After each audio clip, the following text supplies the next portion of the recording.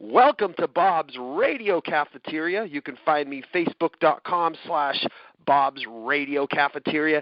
And today my guest is the one, the only, Robert FLEISCHMAN. Robert, are you there? Yes, I am. I have my cafeteria tray all ready to load up. I'll have the mashed potatoes and corn. Yes. Roast beef, please. Anything for you, Robert. Now, Robert, let's tell the people where they can find you on the Internet. Well, they can find me on robertflashman.com, and you can find the Sky at theskyofficial.com, and I have an art website, which is robertflashmanart.com. Now let's talk about that art. I love collage. I really love it a lot, and I love your art. I love it so much. So, tell me, how long have you been doing art, and what made you finally, to say, like, you know what, I'm going to kind of make this a thing? Well, I've been doing collage ever since I was like 13 years old. Oh, wow. And I've painted ever since then also. And I sort of got influenced through the whole pop culture of the 60s. And I think, Sgt. Pepper album cover kind of pushed me.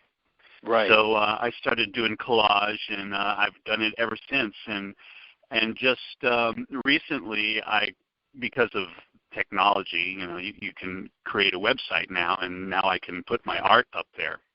So I've been doing it all my life, but just recently, just started putting up a certain series of art on the robertflashmanart.com site. Yes, and you can find that on the Internet, and it's really cool stuff. My friend Stephen Ternillo is a huge fan of yours, who's a friend of mine. He loves your stuff. Yeah, I've seen his stuff too. Yeah. Yeah. He's more computer generated images and stuff like that, where I kind of find a lot of found images and then cut out certain things out of them, and then arrange them with other images. So obviously collage.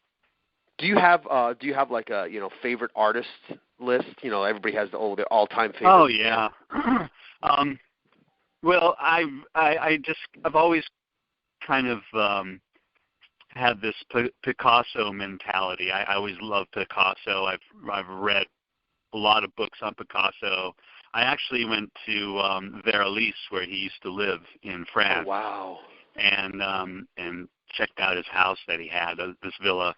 He had died maybe like a year or two before I was there. But he actually lived in Versailles in France, and then he had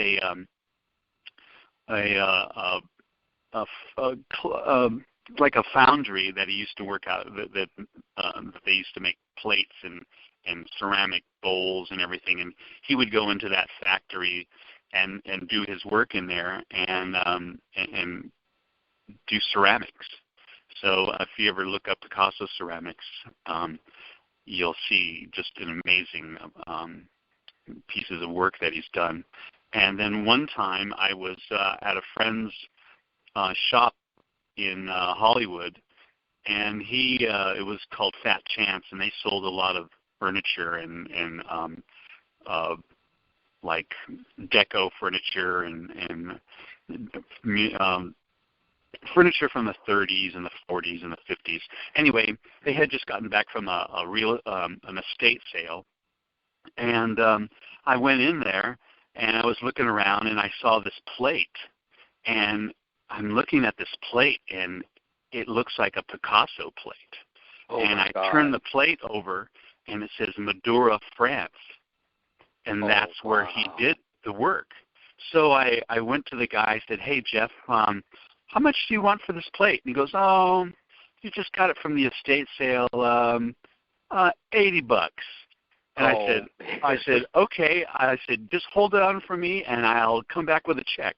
So I drove home, got a check, wrote it out for $80, gave it to him, and boom, it was real. It was a real Picasso plate. Do you still have it? I don't have it anymore, and I wish I still had it, but at the time I sold it for like around $43,000. Wow. But you can at least say that you owned the Picasso. How cool is that? Yeah, but I wish I hadn't had to sell it. I mean, I was kind of put in a situation where I had to sell something. Yeah, of course. And then of course, 3 days later, I get this big check in the mail. So and then I tried to buy it back, and and he wouldn't sell it back to me. Aww. And it was just one of those deals. But it was a pretty incredible, situation. I'm looking at his ceramics right now, and they're really cool and they're really beautiful. He did. The one that I had was a plate, and you know how cake decorators get the frosting and they squeeze those tubes. Yeah. And they decorate on them. Well, that's what he did, but he put ceramic, clay in it, and did it that way. And he would draw on these plates that way with it. And so the one I have was done in 1943, I believe, and it was a fawn.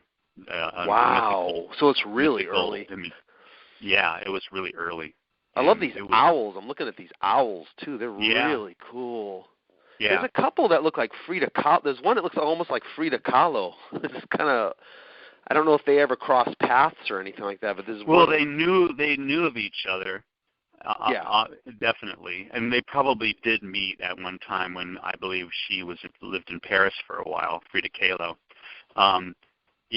She was pretty amazing, a surrealist. Oh, absolutely. And Edward G. Robinson was a big collector of her you mean work. You dirty rat? Yeah, dirty rat. Yeah. Oh, wow. Yeah, he was a big supporter of her art. Oh, that's cool. I never knew that. Hey, they learn something new every day. I love it, especially pop culture stuff. I love it. Yeah, and then she was married to Diego Rivera. Of course. And there's a really beautiful Diego Rivera that's owned by Cary Grant that I know. Oh, so the estate, either his children or I don't know if he had children. Yeah, it's actually hanging at the Pasadena Art Museum, I believe. Oh, cool. So when he passed, it was all given away. Do you have any other influences that you really draw from? Pardon the pun. Well, I really like Henry Moore, an English sculptor. Oh, cool. Do you do any sculpting, or is it just mostly? Yeah, painting? I do. I've done about 5 pieces. Cool. Yeah, you go and you go look at a big pile of alabaster rocks or marble rocks, and you kind of you look at these raw pieces of rock there, and you just kind of look at them like you would look at the clouds up in the sky, and you go, God, that cloud reminds me of a rabbit. Looks like a rabbit or whatever. Yeah, and then you grab that piece of rock that looks like a rabbit, sort of, and then you just punch out what doesn't look like a rabbit till it looks like a rabbit. And so it's really great. You pick like 80-pound piece of rock, and then you get your 2-pound hammer, and you got your chisels, and you just start whacking away. Then you feel buff at the end because your muscles have grown. Oh, you can get fatigued too. It sounds like it's a lot of fatigue doing that, but but you enjoy it, and that's the most important thing, of course. Oh, I love it. It's just it's the silent art where music is more of a Yeah. Well, you're an artist. I mean, that's the thing. Sculpting sound, Yeah, exactly. It's in your blood, Robert. I mean, it is. It's you curse. can't just. You can't just be like, okay, I don't want to sing anymore. I don't want to do art. You're always going to do it because once you're an artist, you are an artist. Right. And you do it very well. Now, speaking of art, let's the sky. What's going on with the sky? Well, the sky right now is on the back burner in the sense I'm just writing the new album. Great. And I'm just accumulating as many songs as I can. I don't have my studio all set up anymore because I'm kind of in transit living wise. So I just use like a little tiny tape recorder. Oh, cool! Digital Love tape recorder that I can put in my pocket practically. It's the Boss MR80 or something like that. Anyway, Smart. it's a 8-track recorder about the size of a small tablet, and that's what I use. And it has all the Boss guitar sounds in it, and it has a drum program in it also. And it has 2 stereo condenser mics, and it's just a micro studio. So I just kind of have been doing everything on this micro studio format. Awesome. So technology, what a wonder, huh? Jesus. I know. I mean, if you had that back when Elvis was making records at Sun, you would just like. Oh my God! Imagine. Yeah, I mean, it's incredible what you can do. I mean, you got a virtual recording studio in your back pocket, basically. Now, I've used that before. I've actually done vocals on it and actually transferred the vocal that I did onto Pro Tools, and that's what I do. Really? Wow. Yeah, I'll just do kind of like a sketch, and I'll dump it onto Pro Tools. And then I'll keep some of the parts, right, and I just build on it sometimes. And sometimes I keep the vocals that I've done with it too, and I like the sound of it. It has a distinctive sound. So on one of the Sky albums, there's actually a Majestic or the first one or both. Let me see, on Majestic. Majestic, that's so cool. Which, of course, you can find both albums actually out of stock. The first album's out of stock. Right. But Majestic, you can buy at skyofficial.com. Just go to merchandise, and you can find it. Right, exactly. And I'll autograph those. Yeah. And I'm no longer right now on Spotify or Pandora. I've pulled all my music off. Why? Is there a reason you want to discuss, or just? Well, because I'm going to. I'm going to be doing a licensing deal in throughout Europe in each country. Oh, cool! So I had to have all my digital music off the board so I could make a deal with these people. Oh, but it'll be back though eventually. Yeah, it will be back. Yeah, eventually. Oh, that's good. Good. I'm glad to hear you're getting the licensing. Now, speaking of which, do you still do? Are you still interested in because I know you did music for That 70s Show and SpongeBob SquarePants. Do you still think about doing ambient scores or stuff like soundtracks or TV or anything like that? Well, yeah, I would. I mean, I'm still always interested in doing those. But it's just that those opportunities aren't always come to me. Right. So, but if somebody came to me, I would be more than happy to jump in the pool again and do that. But the stuff I did, the stuff on the 70s show, a lot of people get that misconstrued because I had Wheel in the Sky was on the 70s show. Gotcha. Which you wrote, yeah. Yeah, which I wrote, but so I didn't actually do a score. Actually, who did music for I think the 70s show? Cheap Trick did the theme song. I know that. Yeah, and or what's another one? I think Vinnie played on. Oh yeah, he played on Happy Days. Oh, that's right, Vinnie Vincent. Yeah, he was like, because I remember reading an interview where he would be like sitting on the set of like Joni Loves Chachi or something like that, writing music for whatever. And then you did the pilot episode of SpongeBob SquarePants, which cool. Yeah, I did have the opportunity to do that, but and what about the? Oh, I'm sorry. Go ahead. But that was a situation where they had the original person that was doing the music for that. somehow wasn't happy with his contract, and so he bowed out for a while, and then I got involved, and then the agent for the guy that was originally doing the music came back into the scene and did this whole number with him, and so that kind of got pushed out of that thing because of that. But I got to do the pilot, which was what they gave to me to do the music over. And so I did this music on this pilot, and then Nickelodeon had the music in the pilot and everything, and I think they showed it to the other guy, and he took some ideas of mine and elaborated on them like everybody does. Yeah, how did that feel? It was I'm flattered when people steal, but at the same time, it was a Hollywood situation where he had an agent, I didn't have an agent, so I had nobody battling for me or anybody ping-ponging ideas with me or anything. Well, we know that, Robert, and that's all that matters. The cafeteria. Yeah, and it's just the way things happen. But people say, "Oh, yeah, you were involved in it." That's the only extent of it. It wasn't anything else that other people might think was how I was involved in. But that's still pretty cool, though. Still really cool. Yeah, I was asked to do it. It was great. I got to go to Nickelodeon, and it was really a cool building. They have like their own miniature golf course. Wow. When you walk in, and they got their own little basketball and court, and they have all these like red. They have like yellow brick road and blue brick road, and they all go to different departments in that's so Nickelodeon. Cool. And they got like their own little restaurant in there where you can order anything you want, and they got their own cappuccino bar and ice cream bar, and it's just everybody's dressed in Hawaiian shirts and everything, So it's a cool environment.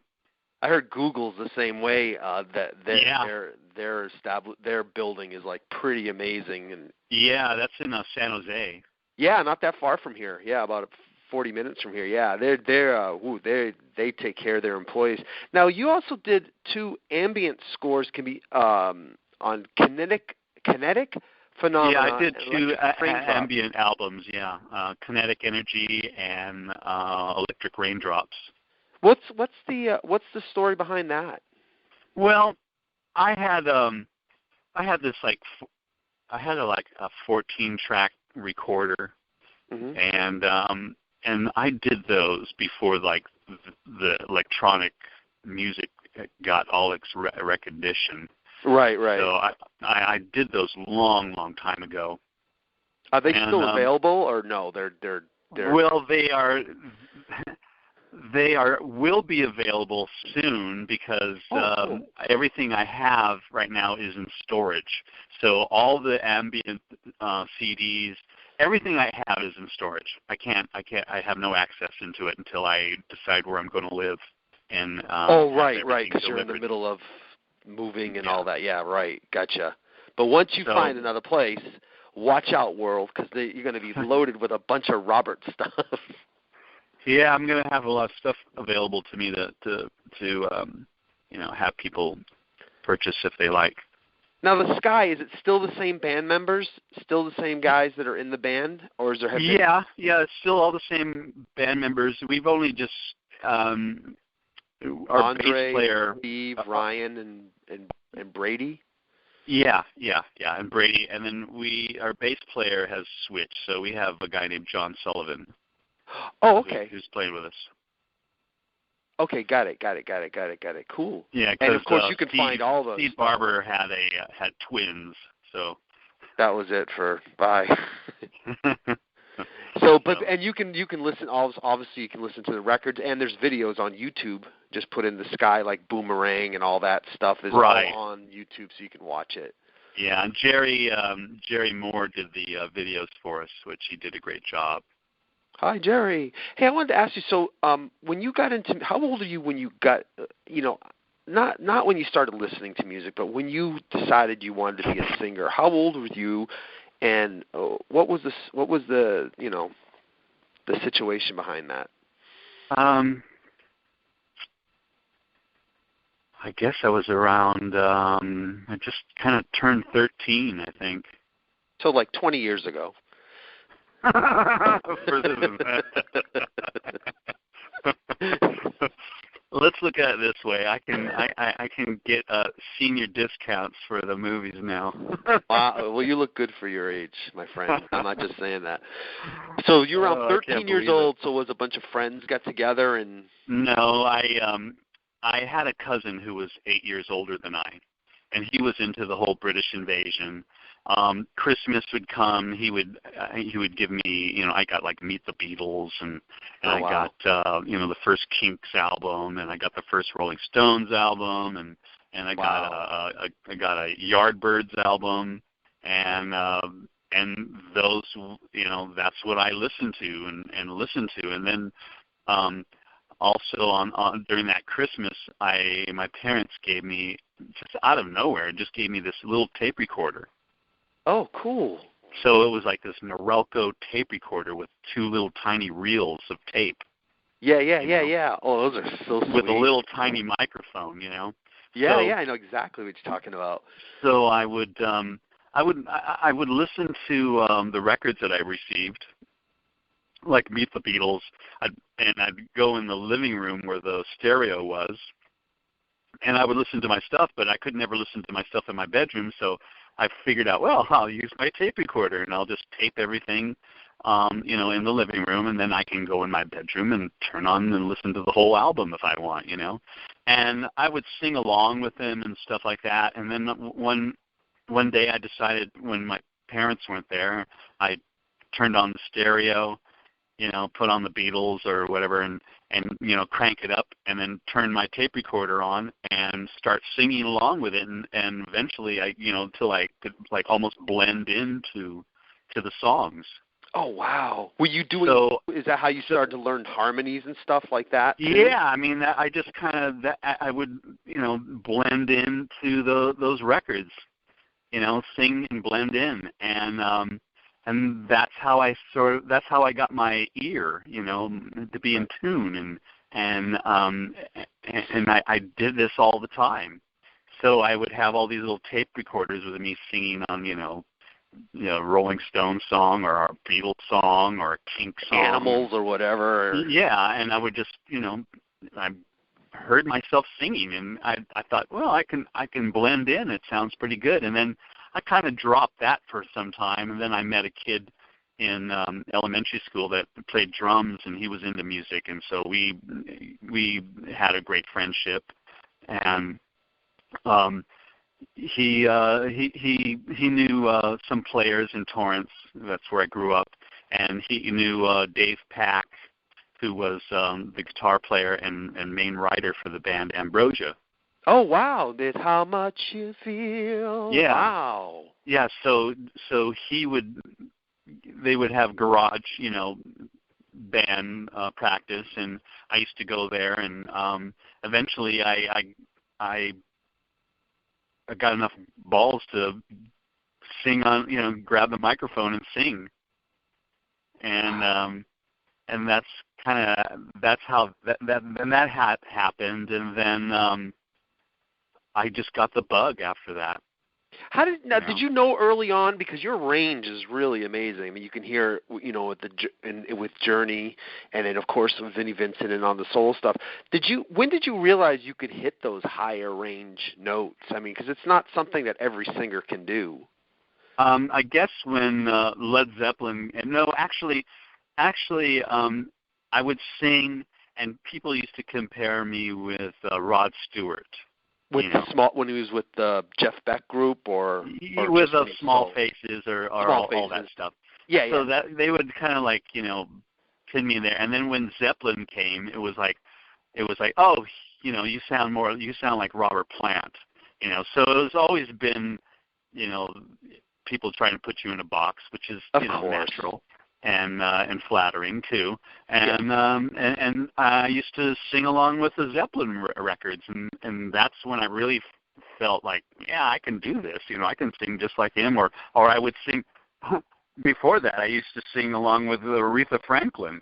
Oh, wow. So that gives you the soul of the voice. And, of course, Aretha is one of the greatest singers of all time in my opinion. And then I used to sing in her same key, Wow.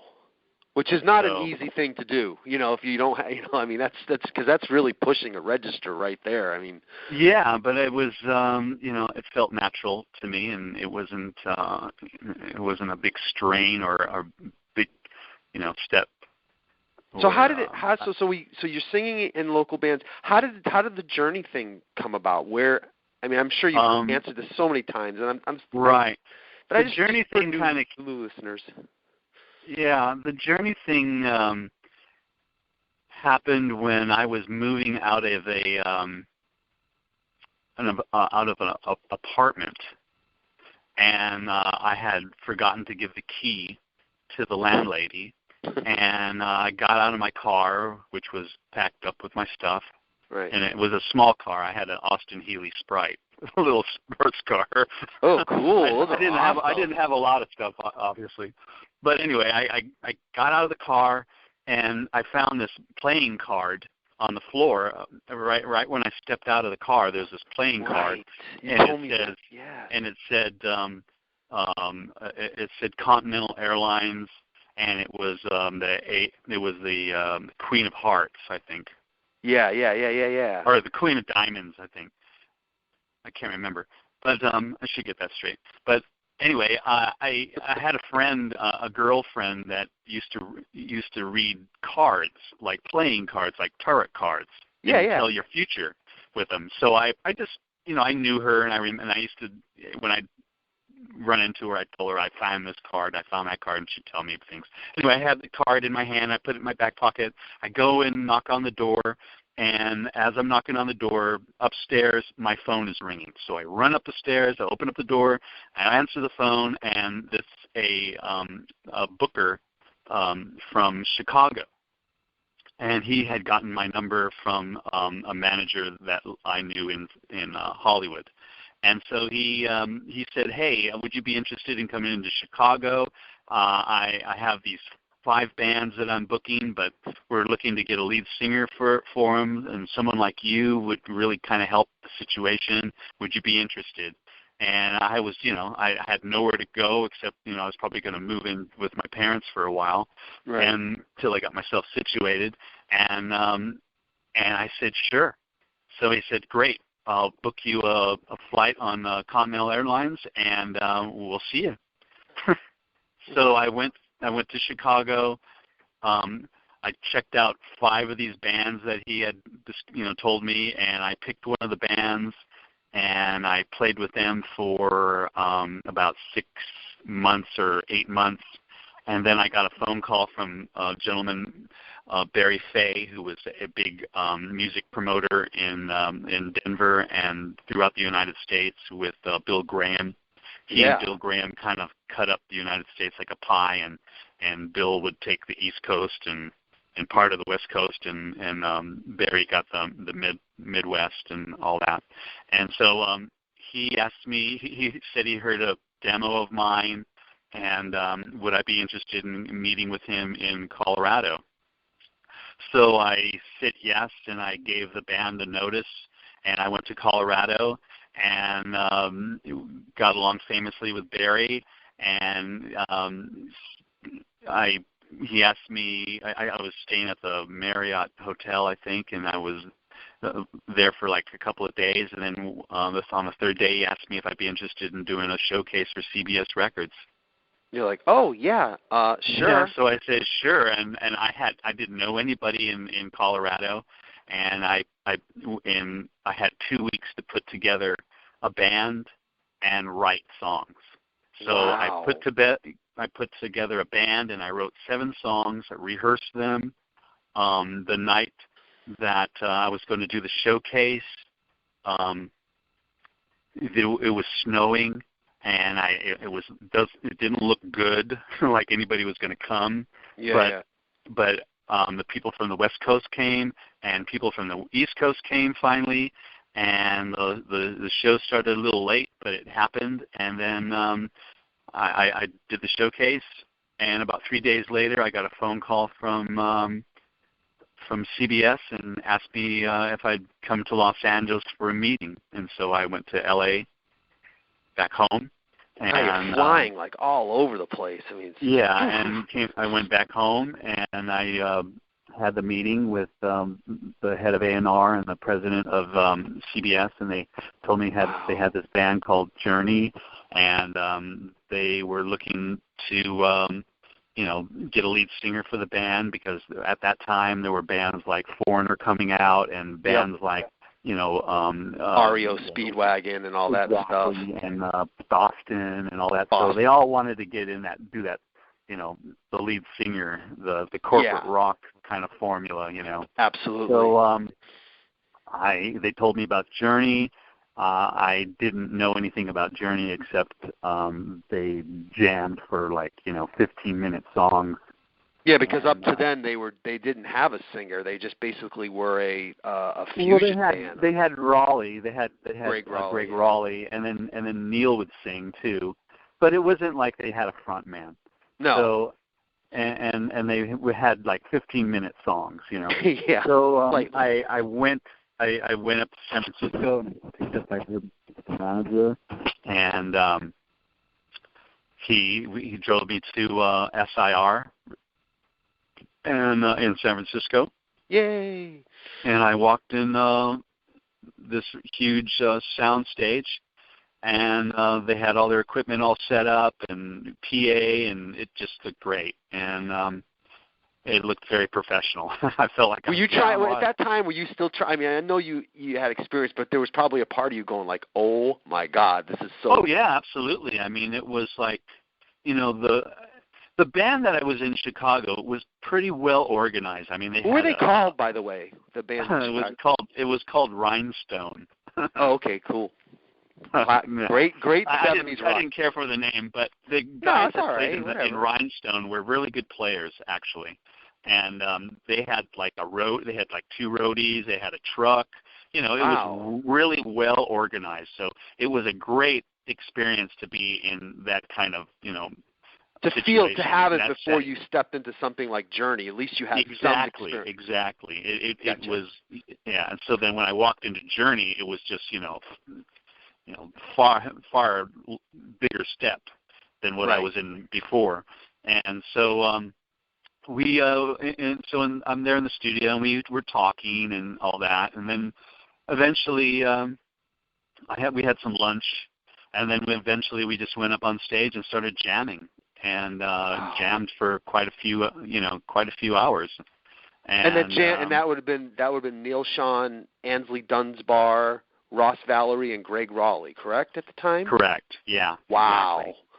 Yeah, it was incredible. I mean, first of all, Ansley Dunsbar. It's like, oh my God, I'm singing with a drummer that played with Frank Zappa. That must have been. Were you aware of that when you were on stage? No, I wasn't aware of anybody's history. Until a little later. And then later it's, Greg Raleigh, Santana, fuck. Yeah. And then Ainsley played with David Bowie, and he played with... that's right, yeah. And he played with John Mayall. Yeah, which was fantastic. John Mayall was the big blues guy and the biggest blues, influence in England. Eric Clapton played for him. I mean, everybody. And Ansley then went on to Jefferson Starship. What was he like, Ansley Dunbar? I got along with Ainsley. Ainsley and I actually hung out. Ainsley, okay. Yeah, Ainsley and I actually hung out a lot and went out and stuff like that. And so Ainsley was always great to me. And cool. He's English, and he's always a gentleman, and it was always great to see him too. Do you still run into him anytime, or? No, I actually believe he lives in Las Vegas. Oh wow! Yeah, so one of the great. The last time I saw him was when we got the star on the Hollywood Walk of Fame. Right, and that must have been exciting. So when you brought, is that when you brought in Wheel in the Sky and Anytime and all that? Did you bring it in then, or? No, I didn't bring it in. I actually wrote those songs. Neil, or I wrote anytime with Greg Raleigh. Now, I remember you telling me in one of the interviews, I always said, what did you think of the version that they did with Steve Perry? And you said it's good. You said the only thing is you wish there was a bridge. You wanted a bridge in the song. Yeah, on Wheel in the Sky, yeah, I had a bridge, but they had already gone in and recorded it, the song, the way it was. So there was no way I could get a hold of them at that point. Was it? But I always thought that song would have been really great if it had a bridge, because I think songs aren't songs unless they have a bridge. That kind of. I feel you. The bridge is important. It is, because it sets it up. Well, it kind of takes. People. Sometimes it's like an abstract thoughts that are going through impressions that are going through the verses, and then the bridge kind of encapsulates what you're saying. Yeah. Exactly. I like that. I like that description. It's kind of like you're thinking, but then I have this other thought. Well, it gives you the definition of the thought that is being conveyed abstractly in a sense, and But you're always puts it on. Anytime focus. I hear that song, I immediately think of you. It's like, it's Robert. Like, I always think about you, which is a cool thing. It's like, well, I know Robert co-wrote that, and he originally sang that, and it must have been really touching for you. I thought it was a very classy move. First of all, they put on their box set, they put that the For You, which had your vocals on it, and really classy was when they did the Hollywood Walk of Fame, and they invited all Journey members, and you were there, and I thought that was really cool. What a night! What was that like when you got the call? Like, by the way, you're invited. Was that like? Well, I got a actual invitation in the mail from the Irving Azoff management company. Very nice formal invitation, like a wedding invitation, and I have that still. I have to frame it one day. And I was just I was blown away. I was just something that never thought would happen. Yeah, exactly. And when it happened, it was just as surreal. I mean. Yeah, it's a great. I love the pictures from that. And I wish I guess the Getty Images has a lot of those images, but I have no access to get to all of them. But I'll never forget that day. I mean, it was just so cool. When I was a kid growing up in Los Angeles, Channel 5 News, KTLA, would always show, someone receiving the star on the Hollywood Walk of Fame during the newscast, Right. And, you're just watching these people get their thing, and then all of a sudden I'm there, and we're standing there all together, and with this, Channel 5 there, Channel 7's there, all the, major TV news stations are all there and filming and taking photographs, and I guess Johnny Grant is like the guy that hands the award out, and I'd seen Johnny Grant all my life, especially because you grew up down there, handing out the awards to all these movie stars and pop stars and whoever, and then to be standing right next to him, and him handing me my star, I'm just like, God, it was just like. It was really touching. It was just like your life just passes through your brain, the chronological. Yeah, I mean, and you were in the band for like a year and a half too. So that's what to me made it very. I just thought it was a really classy move to do that on Journey's part, because they could have easily just been like, well, we'll just have the famous lineup, or we'll just have the current guy. Yeah. But it's like. when I got there in the band, I mean, like I said, it was a band that did 15-minute songs, and when I came in, it was like I just rearranged the furniture, for them. Yeah. And there is videos, by the way, folks, of Robert singing with Journey. It's in Hawaii, right? Am I correct? Yeah, and it's on YouTube. At the Crater Festival in Hawaii. So cool. Now, after Journey, you did your solo album. Right, Perfect Stranger with on Arista Records. And can you give us any memories? Jimmy Iovine and Shelley Yakis engineering. Wow. Just give us some memories of that. And you actually had John McVie from Fleetwood Mac played on it. I mean, what? Hello, and this is that album came out 1980 or 81? I believe it came out in 79. 79. Okay, so John McVie at the time is like a superstar with Fleetwood Mac. Right. How did he get involved in the project? I was doing some of my. I was working on the Perfect Stranger album at the Village Recorder. Oh, famous. In Santa Monica, which is where, at that time when I was there, Supertramp was working there doing Breakfast in America. Wow. I think Steely Dan was finishing up on Asia. Oh my God! And I think Fleetwood Mac was working on Tusk, yeah. Wow. And so I would, and then I had a girlfriend. Her name was Lenny Spent, and she's like one of the handful of female recording engineers.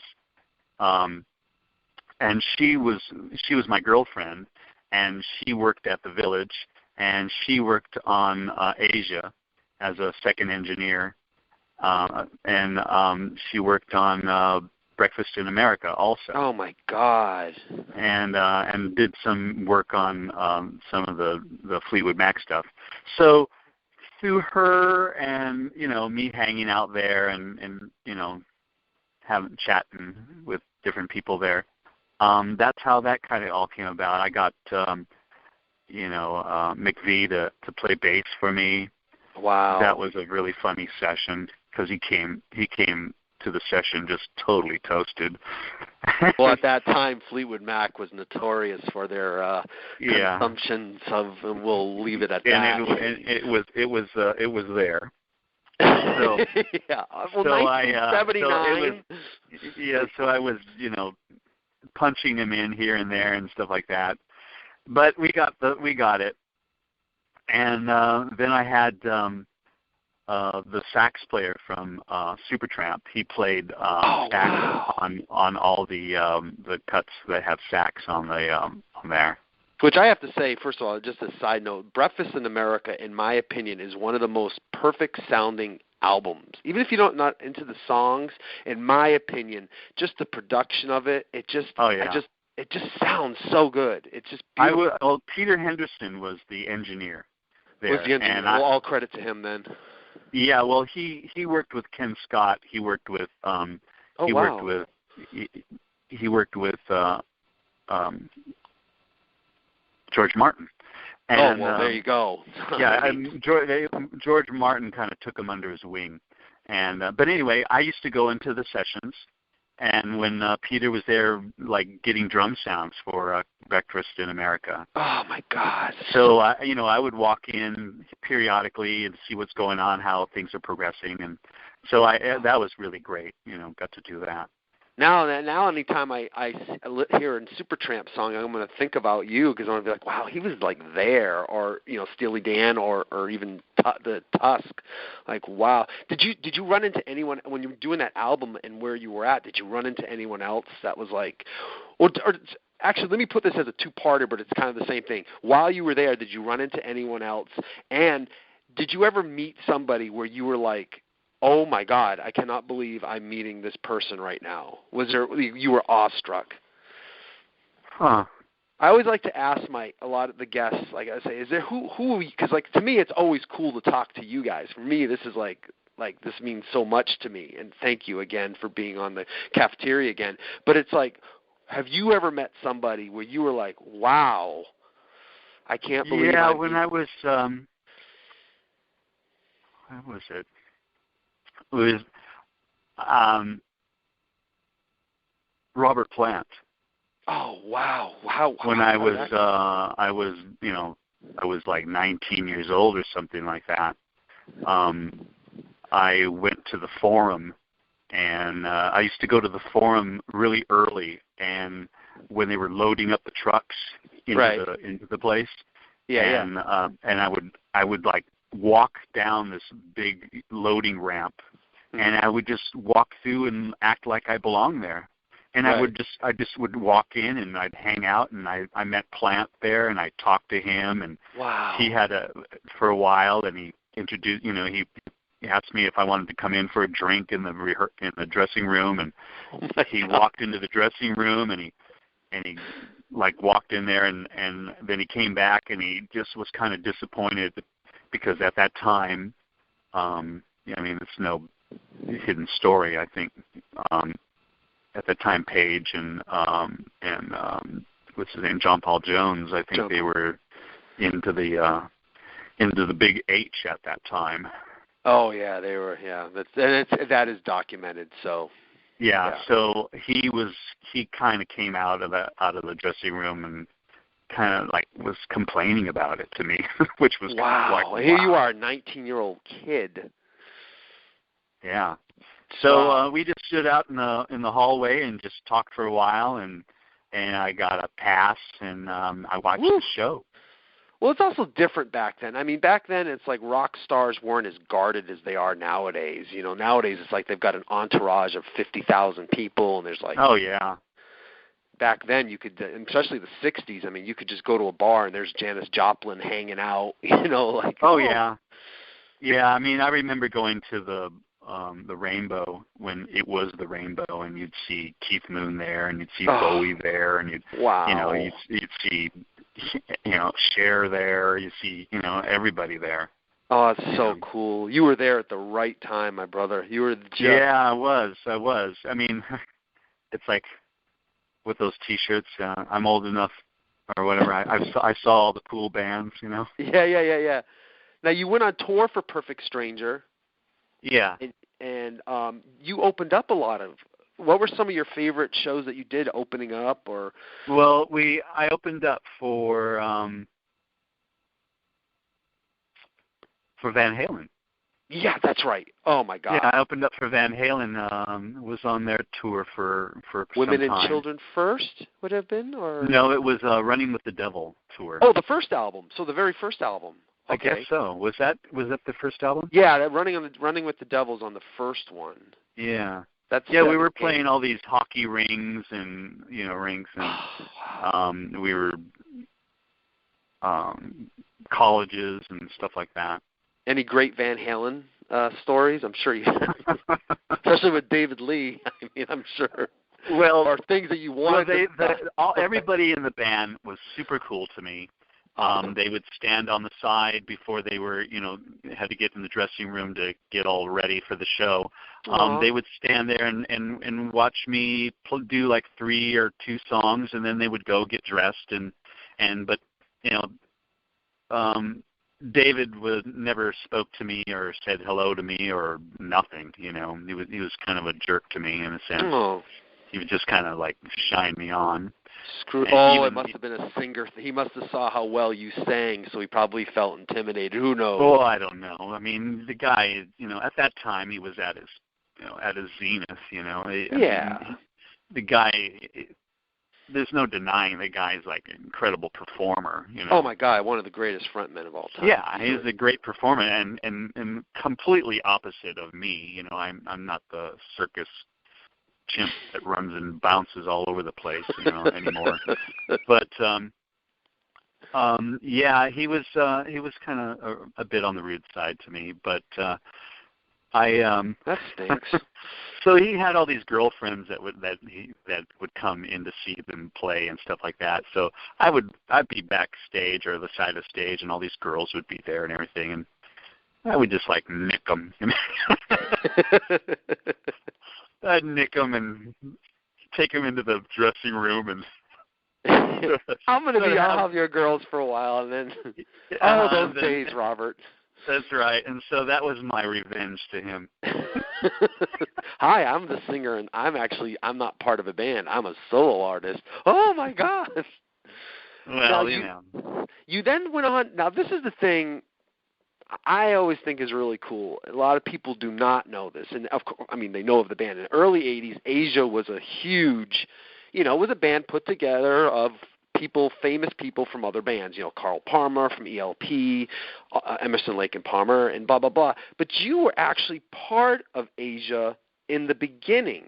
That to me has always been very fascinating. Can you elaborate a little bit on that? Because that's something a lot of people are not aware of. Is your part of Asia? I wasn't part of Asia. I went. Geffen Records sent me to England to, it was another situation where, like CBS, hey, do you want to, play with this band Journey, Oh, so kind of like when they sent you to Chicago and all that stuff, kind of the same kind. Well, they sent me to San Francisco. But I mean, like before San Francisco, they sent you to Chicago, and there was like 5 different bands. But this. Yeah. It was one of those situations. So I, got a call from John Kolodner. What famous? I mean, oh my God. A&R. Yeah. The Kingmaker.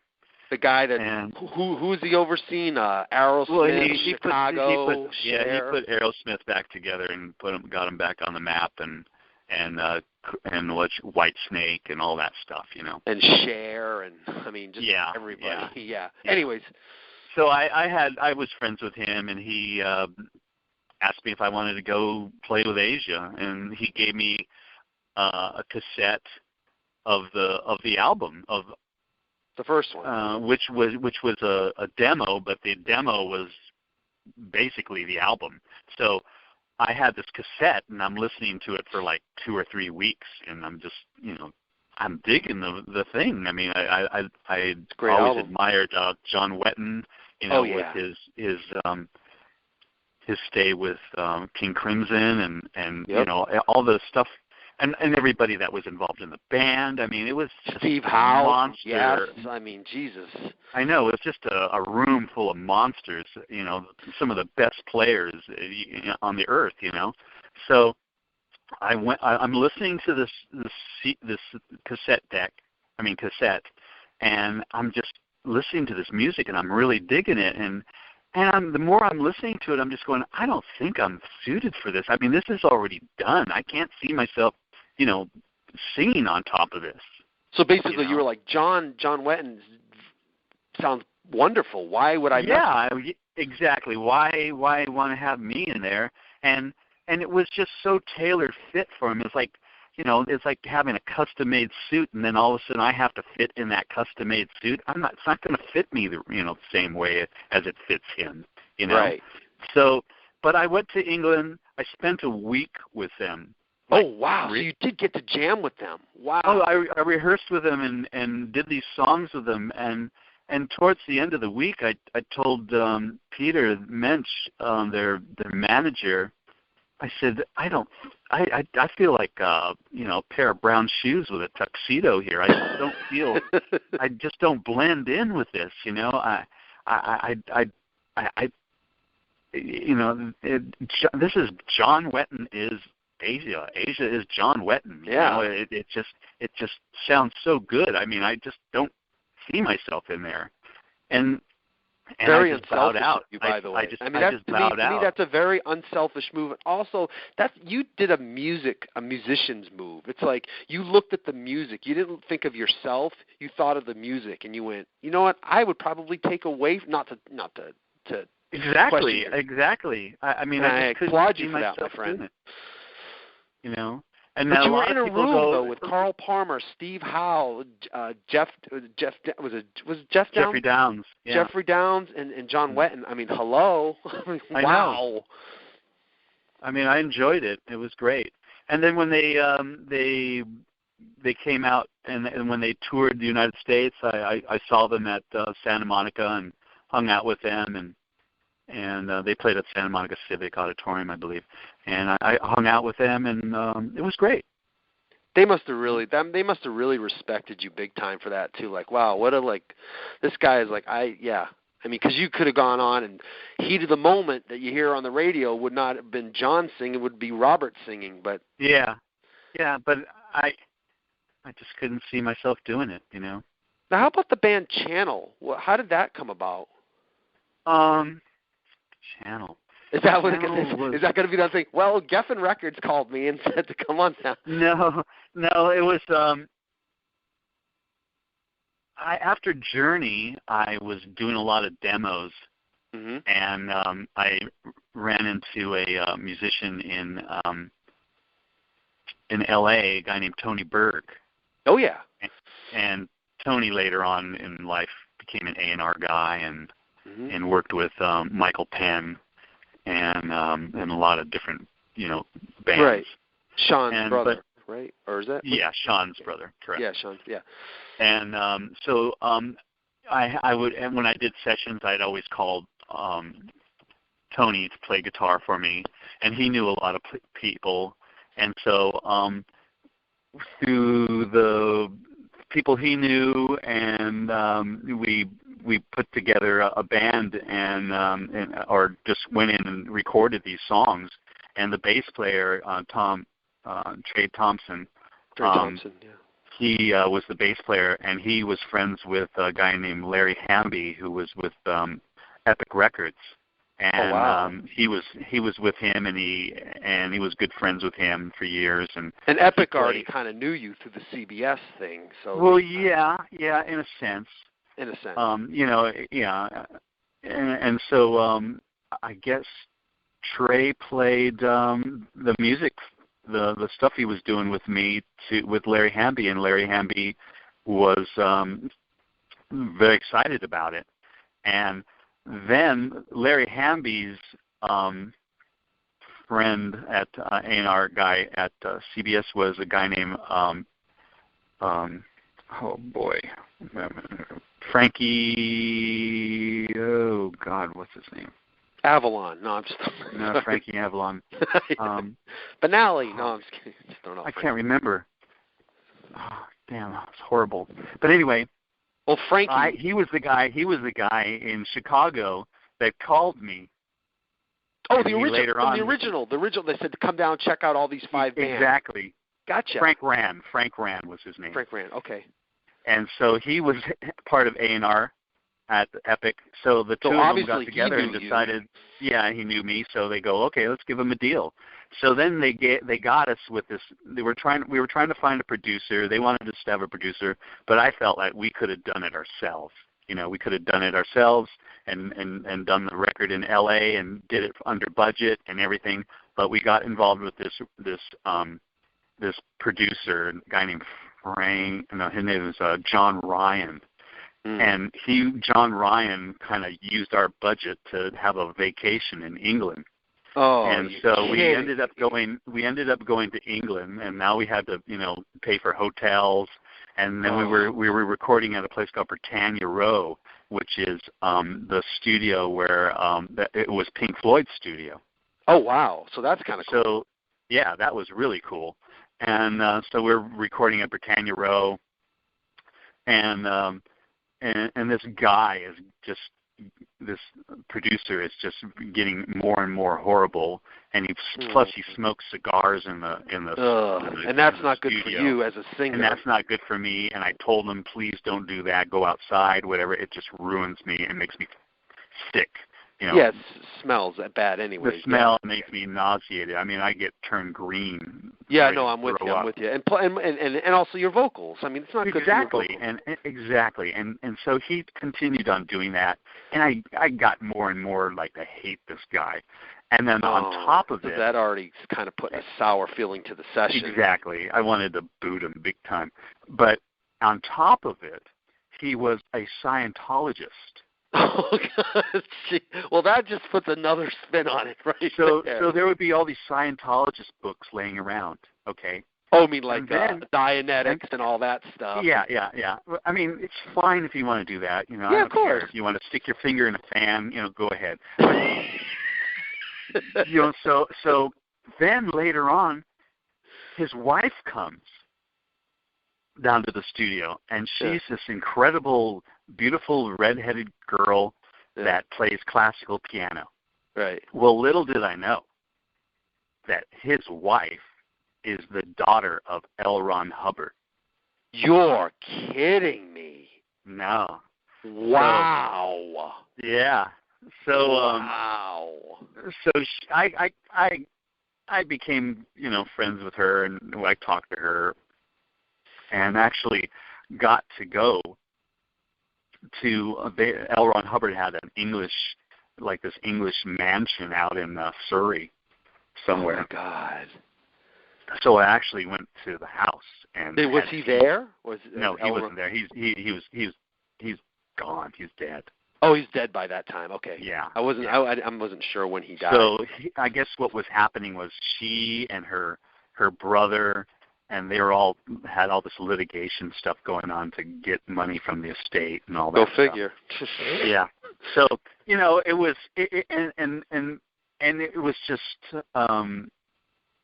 it was an interesting ride, let's say that, the whole thing. And we ended up leaving Britannia Row and going to this place called Jacob's Farm, which is like a big English mansion with a recording studio in there. And that's where it's so beautiful, though.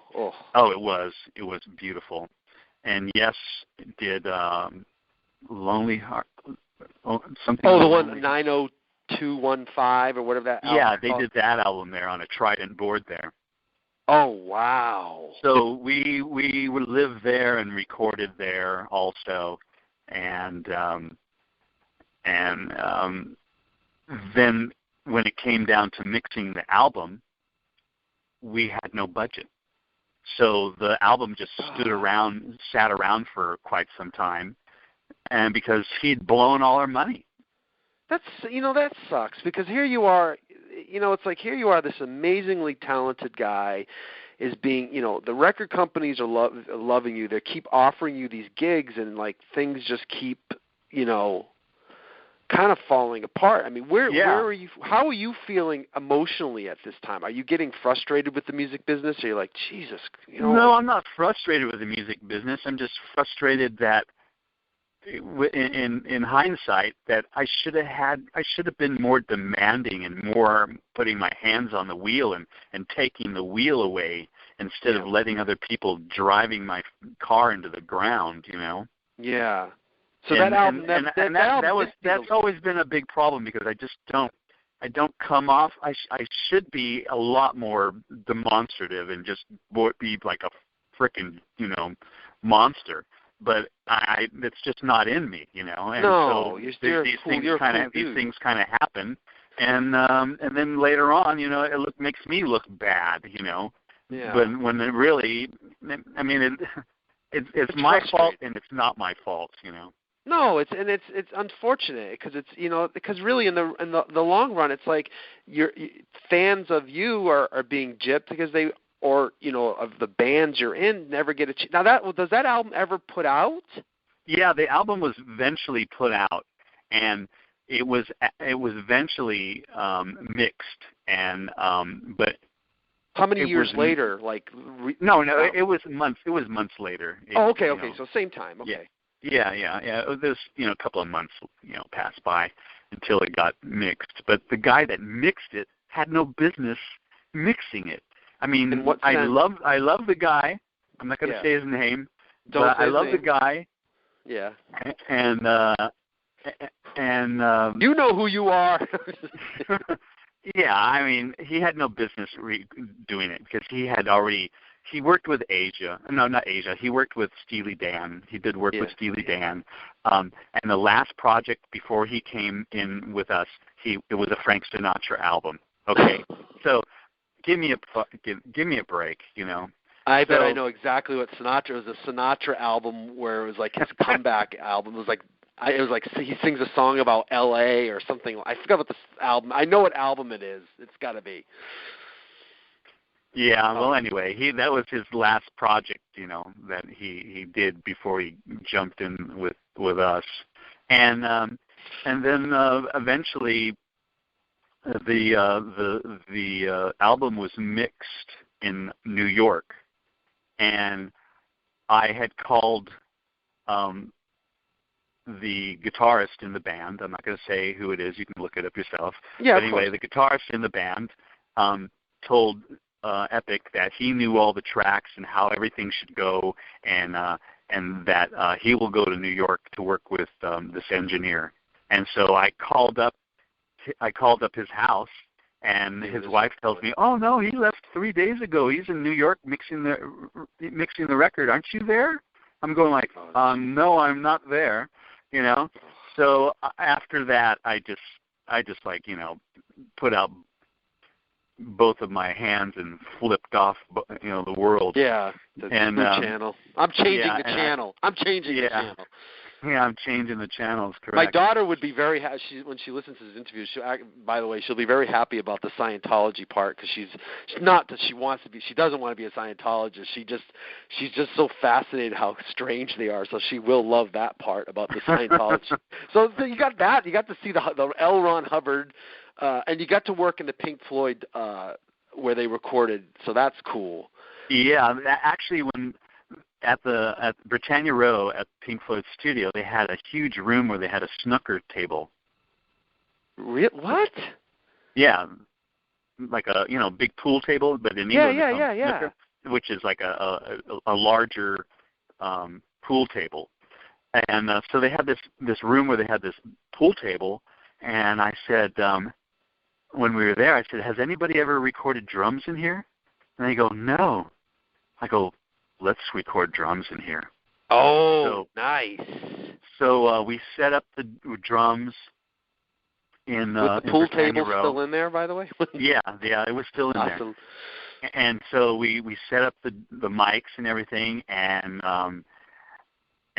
then we all came in later in the afternoon after everything was set up with the drums and got all the sounds, and we started recording.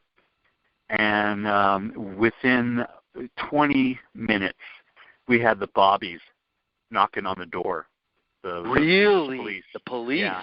Wow. And so they told us that we had to stop because the sound was leaking out into the street.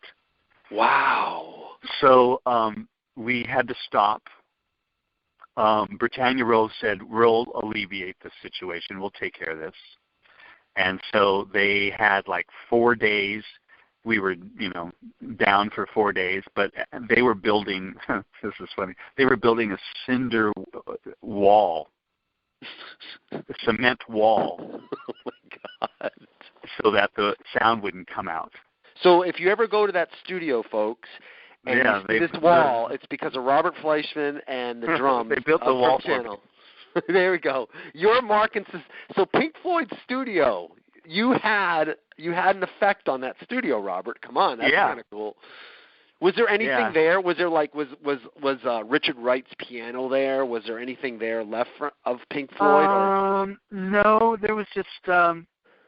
All their toys were not. Their toys weren't there. But just knowing what they recorded there is probably great. But they had their whole big sound effects library there. Oh, so cool. So I listened to a lot of stuff, sound effects, their sound effects library, and certain things from Dark Side and things from The Wall. Did you hear the Paul McCartney? Because Paul McCartney recorded. How there's like voices on Dark Side of the Moon. I guess Wings was recording at the same time, and Paul actually recorded some vocal thing, but because of contracts and record labels, they weren't able to use his voice, whatever they were going to use on Dark Side. No, I never heard those. Oh, I'd love to hear those one day. I was always Something kind of similar to that is when I was recording the Perfect Stranger album at the record plant in New York. Oh, wow. Wow. Down in the basement, they had this corner with a chain-link fence from floor to ceiling, and in that chain-link fence behind it was John Lennon's equipment. No way. Yeah. Wow. so I'm looking at it, and you're drooling, of course. Yeah, I'm looking at it and all that, and so somebody got the key for it and opened it up for me, and I got to play with with Lennon's Mellotron. The one he used on Strawberry Fields Forever? Yeah. Oh my God. Yeah, or I don't know if it was for that. I mean, it was exactly the same one, but it had, you know how a Mellotron works is it's all tapes. Okay. Yeah. So you push the button, you put your hand on a key, and a sound would come out, from a tape loop. And so it had the Strawberry Fields flutes on there. Oh my God! It had the beginning of Bungalow Bill with the classical guitar going ding. Yeah. From the White Album. That was on there. You Know My Name was on there. Oh, which is the Mambo Band on there. Oh wow! That's right. Because then I Know Your Name. That song goes on, and then they do that little like middle section where it's like that's all. You Know My Name, like loungy thing. Yeah, exactly. And wow. And what else was on there? So it's easy to say that right there. You were drooling. It was just great. I mean, I had a smile ear to ear, Because you're like me, you're a huge Beatle freak, so it's like that must have just been like wow. Yeah, I mean, I when I was a kid, I went with my cousin. He took me to the Hollywood Bowl, and I saw the Beatles at the Hollywood Bowl. Right, I saw you mentioned that, and then you're friends with one of Paul McCartney's guitar players, correct? Yeah, with Rusty Anderson. Who I saw Paul. I've seen Paul twice in the last 5 years. I saw him at the Hollywood Bowl. I actually took a Greyhound bus all the way down there, and then I saw him a few months later. This was like 2010, 2011. I saw him here in San Francisco. Well, I'm in Oakland, but across the bay in San Francisco, I saw him at AT&T Park. And I've always said this: the band that he's had the last 12, 15 years, they are fantastic. I mean, they are. They're just. So you got to see Paul. Did you get to meet Paul that night when you hung out with? No, I didn't get to meet Paul. The last time I saw him was at the Lollapalooza in Chicago. Yeah, because I know you posted a couple some of pictures. months ago. Yeah, I saw the pictures. Summer. Yeah. And no, but I actually did some artwork for McCartney and gave it to Rusty to give to Paul.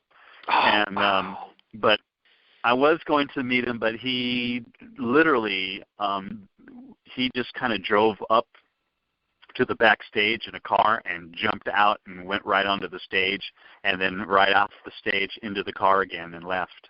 A la Elvis Presley, It was one of those. So I never got a chance to, but that was the plan. Did you get to meet the rest of the band? Oh, I've known the band for a bit. Brian.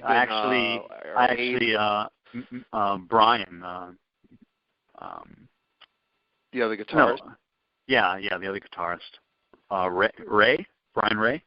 Yeah, and then there's the keyboardist who's been with Paul since when he. I don't know him, but Abe. I met Abe a long time ago when he was playing drums for Lenny Kravitz for "Give Peace a Chance." He's a fantastic drummer. With what's his name? With Slash. Yeah. Oh, Slash from Guns N' Roses.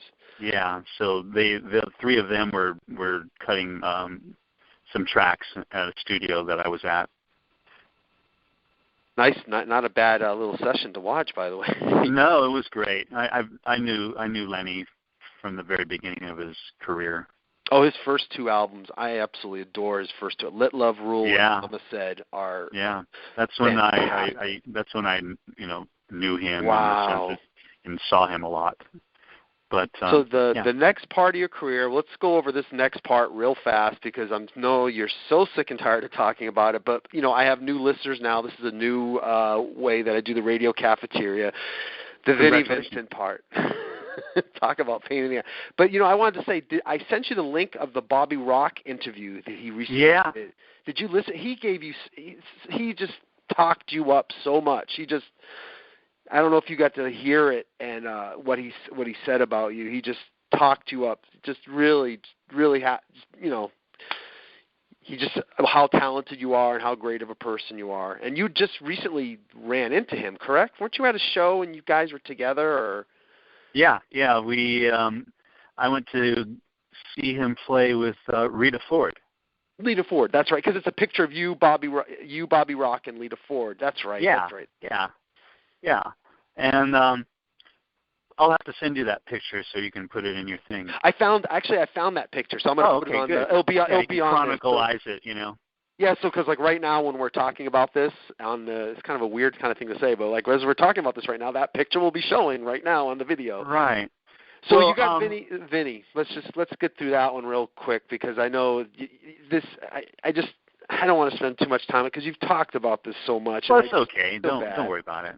All right, I appreciate it. I just what life I don't want to. What's there left to say? You know what I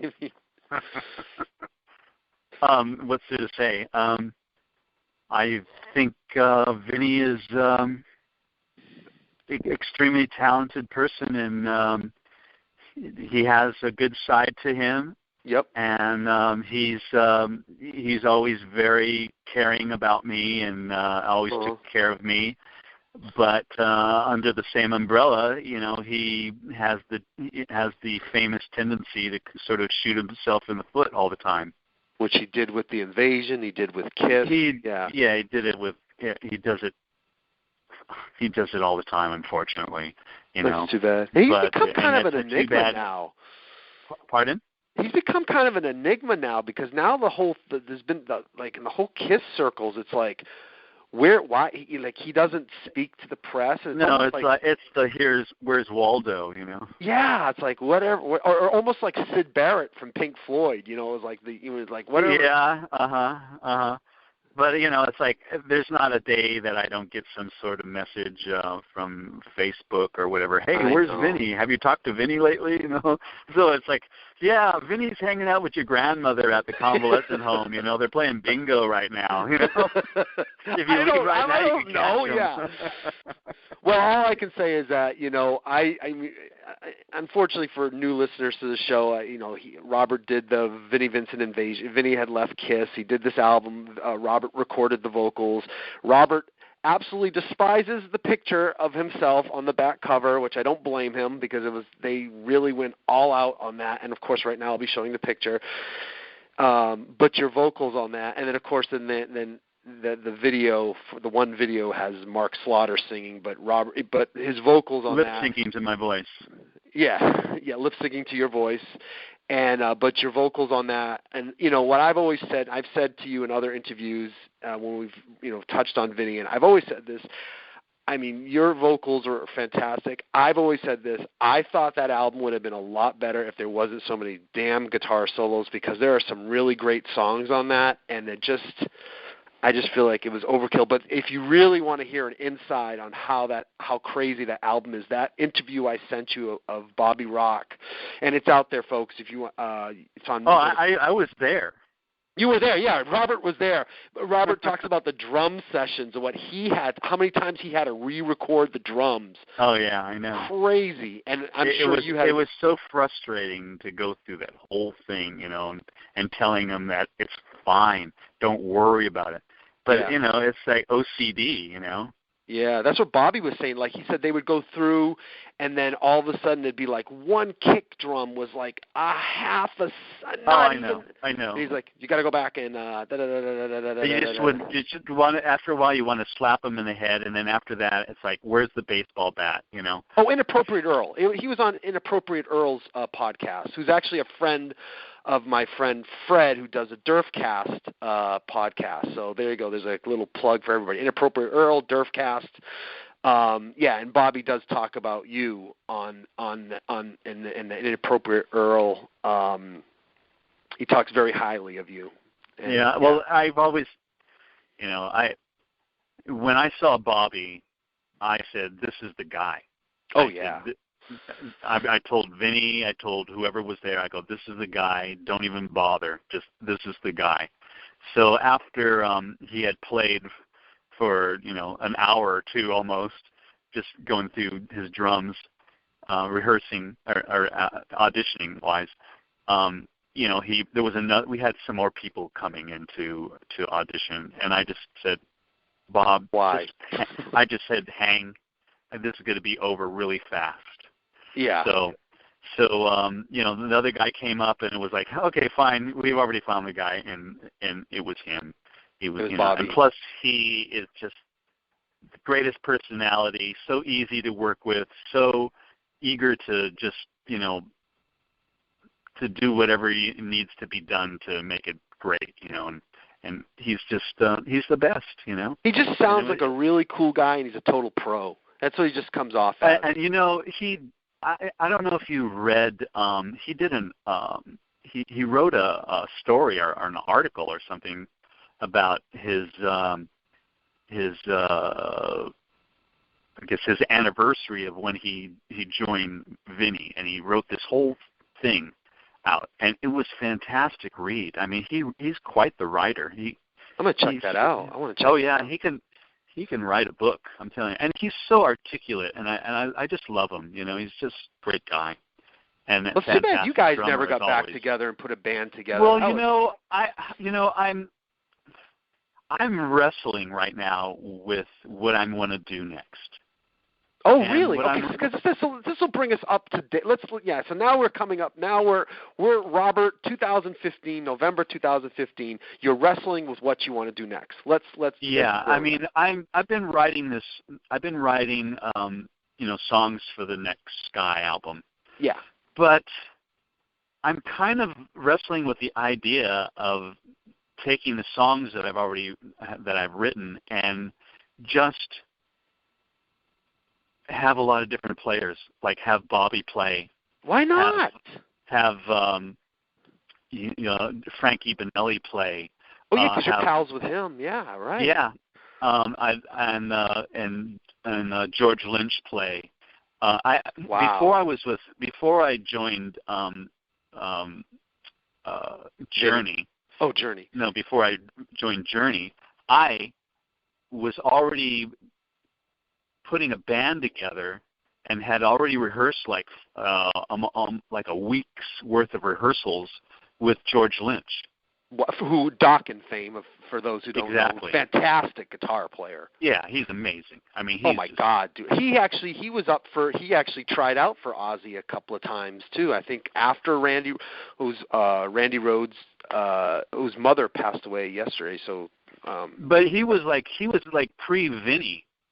Yeah, he was shredding. I mean, he played. I mean, when I was with him rehearsing with him, he was playing just like I never like Vinnie or Eddie Van Halen. I mean, he knew how to play like that.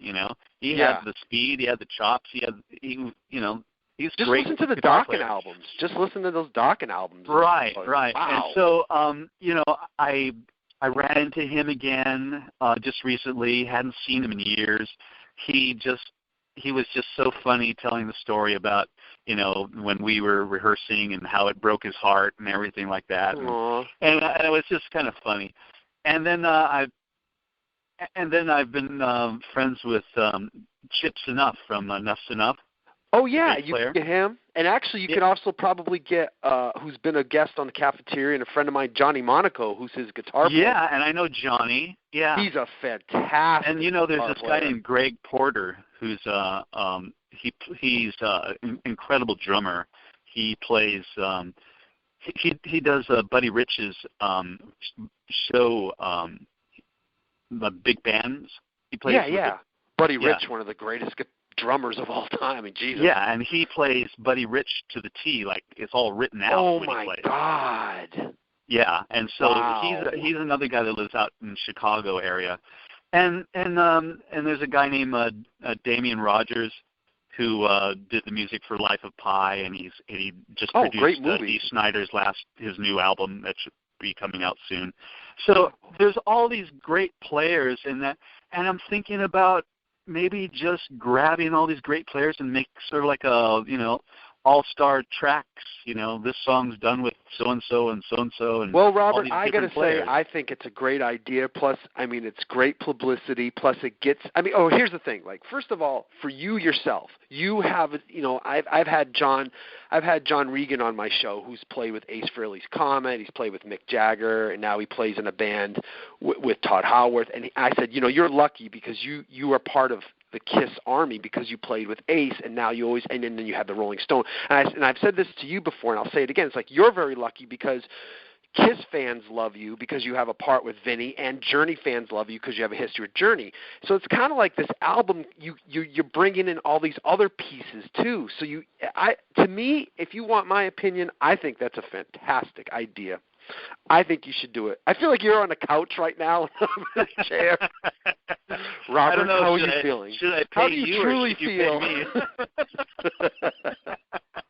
All right, it's decided right now on Bob's Radio Cafeteria. My friend Robert, his next solo album, The Sky, will have the regular guys, but there are going to be a lot of guest appearances. We're going to have Frankie Banali. We're going to have Bobby Rock. We're going to get Johnny Monaco. We're going to get Chips Enough on bass. We're going to get George Lynch on guitar. Who else? Well, I would ask Neil if he wanted to play, and I'm sure he would. I could get Dean to play drums. Dean Castronova, yeah.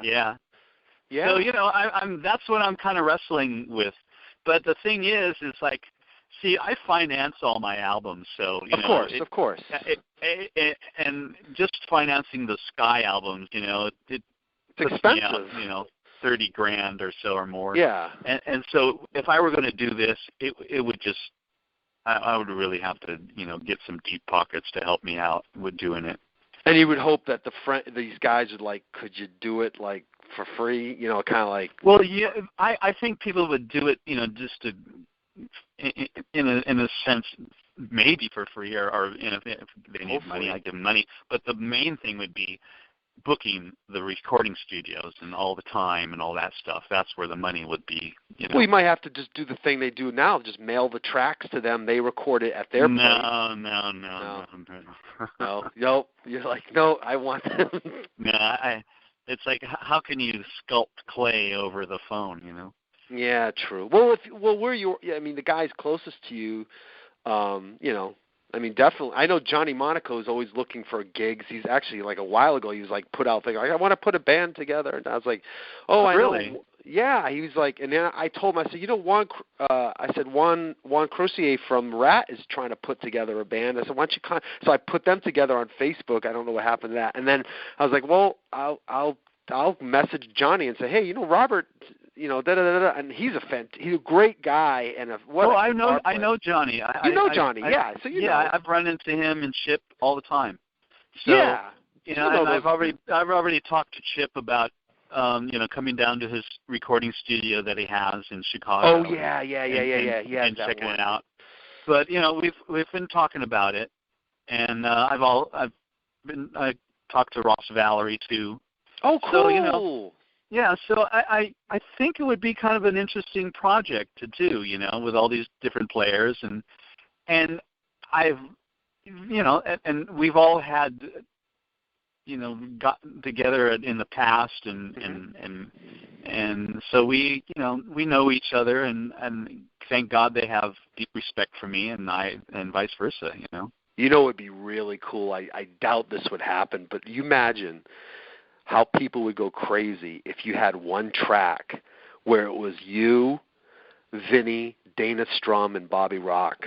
Oh my God! I would minus the Dana Strum. Okay. So we'll have you, Bobby, and Vinnie, and then Vinnie can do, and then Chips Enough. Mark Slaughter could play bass. No, I don't think. I hear he's a good guitar player. Yeah, he strums a really good guitar. That's when he started out. When he was with Vinnie, I believe he was a guitar player before that with and then that was his own first band, like frontman gig. I guess that's the thing is, can say Bobby Rock. The thing with Slaughter is, I've ragged on Slaughter for many years. Yeah, so that's not going to happen. But the thing is I recently heard an interview with him. Yeah. A couple of months ago, with Mark and I listened to the interview, and my whole impression of him and everything is changed immensely. I think he's a good guy. I think he took a situation where he was thrown in, and he went for it. He's and a young kid. You got to respect that. I mean, Yeah. you do what you got to do, or whatever comes, up, and he's got a really great work ethic. Yep. And he's a good guy. I think he's a good guy. So there we go. If he ever hears this, you have my blessing. Okay, I'll find his Twitter and his thing, and I'll say, hey, you're mentioned. I usually do this anyways. Anytime people are mentioned in my interviews, I always post it on their page and say, you're mentioned in this interview. So, yeah. And it's great for the cafeteria. But when you have people calling you up and telling you that the Vinnie Vincent video is going to be on the air on MTV, and you turn it on and you see somebody else lip syncing to your voice. I can understand, Robert. I can totally understand. It's kind of a hard pill to swallow, or not say anything, But well, I just remember being after all these years, I understand what happened. It's water under the bridge. I remember being 17 years old, and this is pre-internet, and I've said this to you before, and it's like I was so fascinated. It's funny. It's like, oh, Vinnie puts out a new album. I was like, oh, okay, cool, because I really liked his work with Kiss. I thought the Lick It Up album was one of the best Kiss albums they had done in a long time. Blah blah blah blah blah. And then I read a thing about you, and I was like the former singer of Journey, and I'm like, when the hell was that? Like, again, this is pre-internet. It's not like nowadays. Right. Go like, yeah. Exactly. And so for many years, I was fascinated by you because I was like, when was he in Journey? I don't understand that. Like, what the hell? But then, of course, now I know, and I know you now, so it's like, it's really cool, but it's just how things, it's just water, and then you see the video, and I'm like, oh, that doesn't look like the guy that's on the back of the record. Right. Well, it's the power of the internet. It's like when I occasionally get people send me pictures of me when I was on tour, which is fantastic. But back if people had phones, back then that took pictures, I'd have lots of pictures of me on playing, but there are hardly any pictures of me playing. No, because they're all done with cameras, real cameras. Well, you posted a really great picture recently of what was a venue in New York, and it had your name with Van Halen on the billboard. Yeah, we played at the Paramount. The Paramount, that was I was like, oh, that's cool. It's a good pic file. Pictures are I was coming more out. excited to be at the Paramount because, bands like Benny Goodman played there and shit like that. Good God, Benny Goodman played here, Wow. Tommy Dorsey. So if you had to name, we'll start to wrap up now. Again, it's always a pleasure. I love you to death. I think you're an amazing artist. One hell of a cool guy. And I didn't mention in the beginning of the interview, you have a distinction on the Cafeteria, Bob's Radio Cafeteria. Robbie Rist has been on my show 3 times, the actor Robbie Rist. But you have a distinction even above him. You were the only person that's ever been on Bob's Radio Cafeteria in 3 forms. You were on Bob's Radio Cafeteria when I was at Berkeley Liberation Radio. You were on Bob's Radio Cafeteria when I was at FCC Free Radio. And now you're on Bob's Radio Cafeteria in my new format where I do it in a YouTube video. So congratulations, Robert. You are standalone. Thank you. I'll send you that check immediately.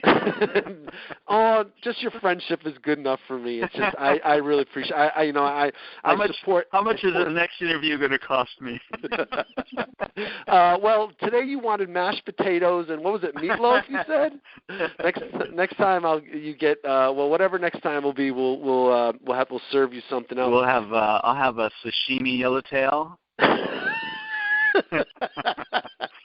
Couple of California rolls. This is a cafeteria. Robert, you are so awesome. So, next Sky album, I love this idea. The seed has been planted, my friend. Here we go. Yeah, I know. I'm just going to see how I can put it together. If it's an easy way to do it. I wish I was a famous musician. I'd play for free, but I'm not a famous musician. So a credit from we can't have anybody play for free anymore. That's what's killed the music industry. Everything's for free. Why won't they? Why can't people just be like, I just want to be on a rec. That's with my band, the Clarences. We're always just like, we give our stickers and buttons away for free. We're just happy to play, but I also know some people have to make a living out of it too. And absolutely. So support your local musician and arts. Yeah. Because those days just seem to be way gone. Gone, bygones. Everybody thinks everybody's like permanently wealthy or something. Yeah, right, exactly. That's why you see guys like, you see guys in their 60s still out there pumping away, well, you just recently saw Warrant, luckily they probably don't have day jobs, but this is how they make their living. They have to go out there and they have to play, and Oh, yeah. Or Frankie with Quiet Riot. That's how he makes his living. He's out there with Quiet Riot. He's the last original member. But you know what? It's like those bands and like even Journey, for example, they're not going to do they're not going to go and do another record. No. It's over. They just go out and play. Why would you put out a new record? Why? Yeah. Why? Well, because you're an artist and you want your product to come out, but when you have your product that goes out and it's stolen the minute it hits the airwaves or hits the internet, it's over. So you spend all hundreds of thousands of dollars or tens of thousands of dollars, and it's just for what? For what? And plus a band like Journey, even though it's for what, I can't help but do it. Well, because you're an artist, dude. We said that, in the very beginning. You're not just it's like music. Bread maker make bread, Yeah. Well, a band like Journey, though, you got to think is that, even if they made a new album, all the people want to hear is the hits anyways. Billy Joel has not. I think Billy Joel has it right. He hasn't put out a pop album since 1993. And why is he saying? Because the climate isn't conducive for it. It's all topsy-turvy. He's like, I want to go out on top. I don't want to keep putting out crappy albums. He's like, I never did, and all people want to hear is the oldies. So 1993, he still tours, and I think it's a brilliant move. It's like his last album. Yeah, but you know what? On the other side of the coin, there's guys like Bowie. Yeah, exactly. He keeps making records. His last album that he did, I really love. So there you go. There's a guy like Bowie, But then David Bowie. Yeah, and then now he's got another album that's coming out, which is supposed to be really bizarre. But it's David Bowie. you got to look at these people like painters. It's like, oh yeah, well they painted landscapes and fruit bowls in the beginning, and then later on they're just like so abstract and out there. And that's what it's all about. That's where I have that Picasso philosophy. Unfortunately, you don't have that Picasso plate anymore, but you got all right, you. All right. Well, listen, I'll let you go. Oh, one last time, please give everybody where they can find you. Okay, they can find me in their sock drawer. Oh, there you go. There we go. Anyway, theskyofficial.com, robertflashman.com, robertflashmanart.com, and you can find me on Facebook also. Yes. And always happy to answer any questions. But you have to send me your questions on my board, not messenger me, because I people. Please don't send them messages. Do it on a comment, and Robert will gladly comment. Robert, again, thank you so much for being on the Cafeteria. Always a pleasure talking to you. I support everything you do. You're a great guy, and it's just a pleasure. And I support anything you do. So thank you so much. Thank you so much, Robert. I appreciate your interest. Thank you so much. Bye-bye. Bye-bye, Bob.